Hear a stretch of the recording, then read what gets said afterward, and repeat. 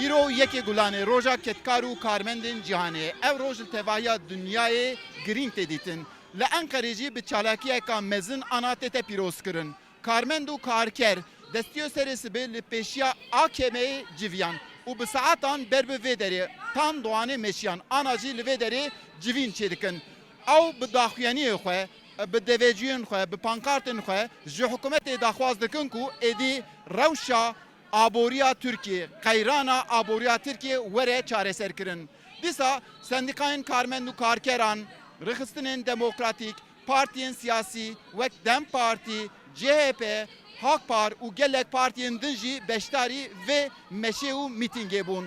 Dve deredat karın becim ku karmen be biryarın. Ew daxwaz dikin ku êdî rewşa Tirkiye di warê demokrasiyê da, di warê aboriyê da, di çareseriya pirsgirêkan da rengekî nû derxîne pêş. Ana jî daxwazê wan li vê derê herî zêde ev derdikevin pêş. û baraneke yana li Enqerê hê jî çalakiya wan berdewam dike. Eyüp Demir, Denge Amerika, Ankara.